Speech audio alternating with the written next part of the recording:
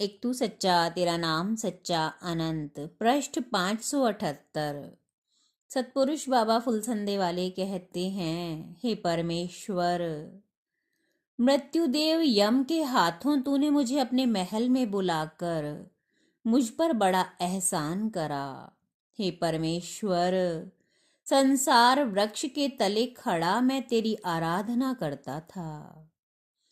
सतपुरुष कहते हैं कि जो व्यक्ति सच्चे दिल से सेवकाई सतगुरु की स्वीकार कर लेता है, वह आराधना की रोशनी से अपनी आत्मा को धो लेता है। वो देवता जैसा बन जाता है। दूसरों के दुख में काम आना और बीमारों के पास उनका हाल पूछने जाना भी धर्म का खास अंग है। कोई आदमी तुम्हें तोहफा दे तो तुम भी उसे बदले में कुछ दो। तुम इस तरह से आराधना करो कि जैसे तुम परमेश्वर को देख रहे हो। अगर इतना ना हो सके तो ये सोचो कि परमेश्वर तुम्हें देख रहा है और दुनिया में झूठ का रास्ता खुला हुआ है और सच का भी। चाहे जिसको प्राप्त करो, पर कुदरत का हुक्म तुम्हारे लिए बड़ा है, जो तुम्हारी हिफाजत के लिए खड़ा है। अगर तुम उसे तोड़ते हो तो तुम्हारी खैर कहाँ।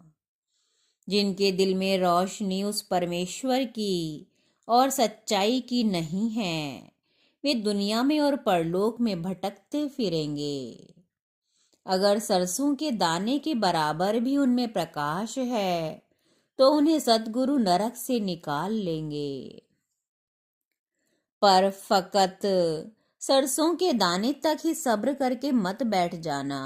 और एक बार किसी ने कहा कि हुजूर, मैंने ख्वाब देखा कि कुछ लोग नंगे थे।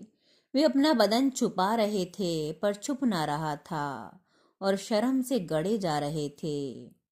कुछ के तन पर चीथड़े थे, वे भी शर्म कर रहे थे, पर कुछ के लिबास चमकीले और लंबे पूरे बदन को ढके हुए थे।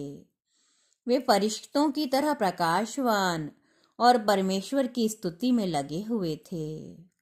हुजूर सतपुरुष ने फरमाया, नंगे लोग वे हैं जिन्होंने धर्म का त्याग कर बुराइयों को तन से लगाया, उन्हें ठिकाना ना मिलेगा। जिन्होंने धर्म को टुकड़ों में बांट दिया, उनके तन पे चीथड़े होंगे। और जिनके दिल में परमेश्वर की आराधना और सतगुरु की मोहब्बत का उजाला होगा, वे रोशन रूह हुए परमेश्वर के दरबार में फरिश्तों की तरह उजले और साफ सुथरे दिखाई पड़ेंगे। देखो, इंसान का दिल बिगड़ जाए तो उसकी दुनिया ही बिगड़ जाती है। इसलिए इसकी संभाल होशियारी के साथ करो। बीमारी से बेचैन हुए को रात बड़ी लंबी दिखती है, थके हुए को रास्ता लंबा दिखने लगता है।